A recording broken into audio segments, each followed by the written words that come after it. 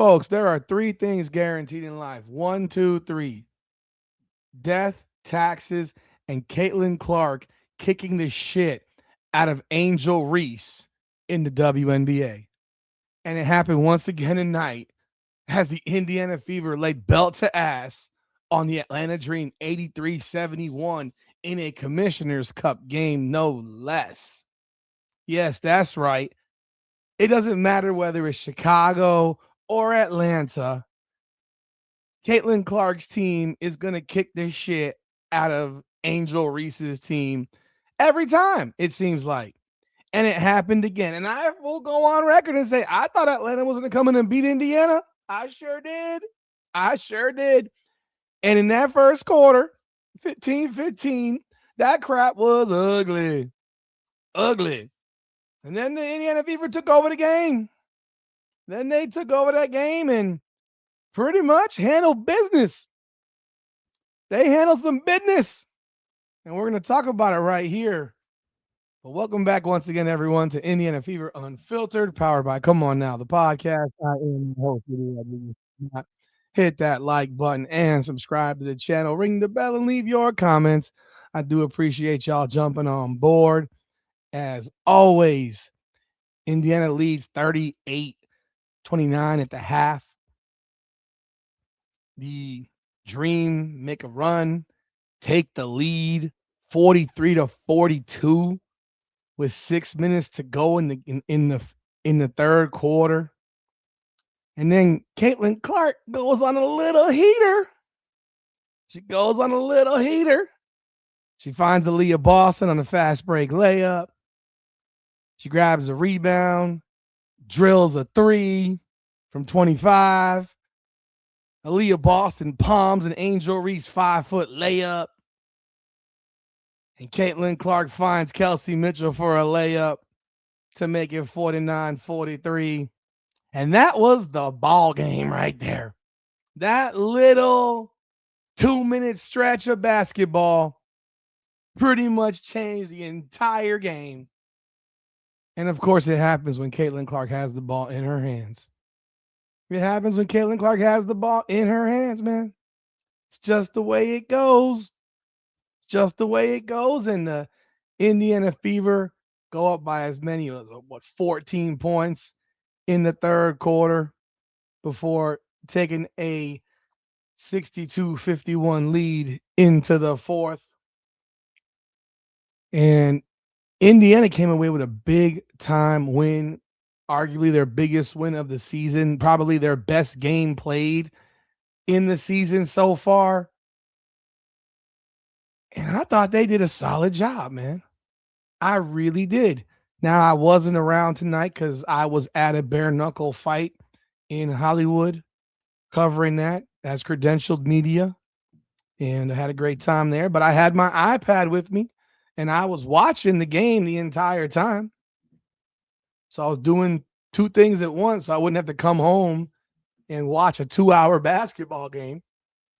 But that little stretch in the third quarter, man, that changed the entire game, people. It changed the entire game. And I don't think the game even got close in the fourth quarter from what I remember. I mean, they led by 10, 11. What was it? It got to 6. I'm sorry, it got to 14. It went to 14, 12, 10.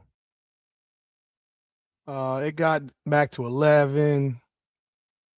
It got to 9, back to 14, 14, 10, 9. Yeah, it never got closer than 9 the rest of the way. They had complete control. They had complete control of this ball game in the second half after that run. That run pretty much ended the game. The Indiana Fever defensively actually looked really good. You saw some differences, some wrinkles in their defense. And I did notice at one point, I think they went to a zone. I did also notice that they weren't switching on everything, which makes a difference. I did also notice that they put Caitlin Clark on Ryan Howard. They had her on Jordan Canada at one point, But I think the easiest matchup, as funny as it may be, was Ryan Howard because Ryan Howard settles for shots, and Ryan Howard doesn't have a first step burst to get by Caitlin Clark. And Caitlin Clark did a real good job staying in front of her and making it difficult. You know, there and then you catch Alicia Gray on a horrible shooting night, 5 of 18. You get Canada at 4 and 12, and of course Ryan Howard had a Ryan Howard shot chucking game. So one game after going for 36 points, she goes for 8 points. This is what I always tell people about Ryan Howard. She can have that epic game, and then she'll have the next four be terrible. And the next one was terrible. 8 points, 2 of 9, just absolute garbage today from Ryan Howard. You got 12 points out of Naz Hillman. Angel Reese goes 11 points, 10 rebounds, 4 turnovers, 3 assists, 4 for 9, a non-factor. She did. I tell you what, I thought the Fever did a good job keeping her away from the bucket and keeping her off the glass. Realistically, I mean, the rebounding, they actually were they actually out rebounded Atlanta, which is pretty surprising. They shot the ball well from the field, 48%. Kelsey Mitchell had a heater of a day, 11 to 15, 25 points. Leah Boston had a solid game, 19.6 to 12, 7 rebounds, and 3 blocks. Caitlin Clark, she struggled from the floor at times. She was 6 of 17, which is not a great shooting performance, and 2 of 8 from three, but she did finish with 17 points, 8 assists, 7 boards, only had 3 turnovers, and she had a block shot at the end of the third quarter. Like I said, I thought she did a solid job defensively. They did have that massive Caitlin Clark, Stephanie White hugging at one point, so happy. I mean, it looked so contrived in my opinion. I don't know what y'all thought, but it looked like, oh my God, they're really trying to throw this, give it to us real heavy. You know what I mean? And realistically, I mean, Monique Billings once again does absolutely nothing. I mean, the more she plays, the more I get a headache. I mean, just start Michaela Timpson for Christ's sakes, or start Hines Allen. Monique Billings does not need to start. If she's giving you 0 points, 0 of 2 and 5 rebounds, I mean, that is worse than she was last year coming off the bench. Sophie Cunningham gives you 8. Raven Johnson gives you 5 and 3 assists, and Timpson had a 0. She didn't take one shot, but they did a solid job. They shot 44% from three. It was a solid job. After the first quarter, I thought Indiana played really well. I thought they played really well. It was a I mean, dare you say that the team meeting and people airing out whatever they wanted to air out, dare you say that it made a difference? But it clearly made a difference. Now, I do have questions on Atlanta and their substitution patterns. They only played 3 players off the bench and barely played them at all. Tahina Powell played 16 minutes. She had 0 points. Medina Okot played 9 minutes. She had 7. And Isabel Borlase played 7 minutes with 4 points. And then they had 3 other players who only played 1 minute in the final minute of the game when Atlanta cleared the bench. They got a weird sub pattern going on there. Atlanta falls to 6-3. Indiana jumps up to 5-4. It was a big win, though, I thought, for Indiana, especially with all of the turmoil circling the team this week, all the negative press nationally that's coming Caitlin Clark's direction. And look, I mean, yeah, I'm a podcast and I'm part of the commentary on what's going on, but they did a good job. I mean, you can only give credit. You give credit where it's due, and I thought they were solid today. I don't think they were great, but I thought they were solid, and I thought for 3 quarters they played a really good game. First quarter, ugly, wasn't pretty, but you know, those last three, I thought they really handled business against a really, really good Atlanta team. And I don't know what other people may think about it, but there were some things that I did see on the offensive end that I question, like, why are they in these positions? I'll give you an example.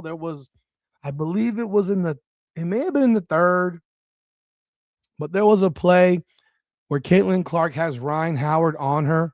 She beats her to the left. She's going right to the cup, and she has a player in the corner, in the short corner, and that defender crashes down to help Ryan Howard to close off. I believe it was Naz Hillman. In the short corner, you got Monique Billings. See, that's a problem because Monique Billings is not someone that you're going to kick out to for a three. She just isn't. I don't care if she's made some here and there. She's not a player I'm kicking out to for a three. So I don't get why you would have her on the short corner. It doesn't make a ton of sense because the help defense is not coming from the backside shooter on a dribble drive left on the left-hand side of the court. That help is not coming off of the backside shooter. It's coming off of the short corner shooter. And instead of having a shooter in the corner, you got Monique Billings in the corner. And that doesn't make sense. That is something that has to be adjusted because then Caitlin got trapped. It got kicked out, blase, blase. But it was like, why is Monique Billings even in the corner? She can't make a jump shot, really. I mean, she's a bad shooter. But that was the one thing that I really noticed that was like negative. Overall, though, I thought they did a good job, man. You got to give them credit, man. I thought everybody did solid. I'm gonna be remiss if I don't mention this. I think Caitlin Clark had a number of not pretty crash outs in this game. I mean, when she got called for fouls, and the problem was they were all fouls. I mean, they were ticky tack, but they were fouls. And I don't understand why she continues to do that. Like, it's not necessary. Like, the histrionics of it, it's a bad look. It's a bad look. Stop doing it, man. It's not needed. You don't have, you can be upset, but God, you got to have some level of emotional regulation in a basketball game.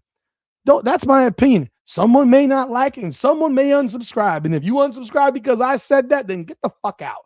I don't care anymore. I'm so tired of hearing people cry about anything critical. Anything critical. And you cannot sit here and say if your child behaved that way on a basketball court that you would be okay with it. I'm sorry, you wouldn't. You'd be embarrassed. She's a professional. She can do whatever the hell she wants. It's a recommendation because these referees are petty as fuck and they hold that shit against you, showing them up over and over and over again. But that was the one thing I could say. Other than that, I thought they did a great job in this game overall. And they got a big W, man. But hey, y'all let me know y'all thoughts in the comments. The Indiana Fever return to the court. What day? They come back on Saturday at 8 p.m. on Paramount. I will be here that night, so I will have a post game, more than likely, for about probably an hour after the game. So definitely will be in the venue for Ben, but definitely appreciate y'all continued support of the channel as we get closer to 16,200 subscribers. I thank y'all as always. Hit the like button, subscribe to the channels, ring the bell, and leave your comments. Hype the video. This is Indiana Fever Unfiltered, powered by Come On Now, the podcast. Come on now.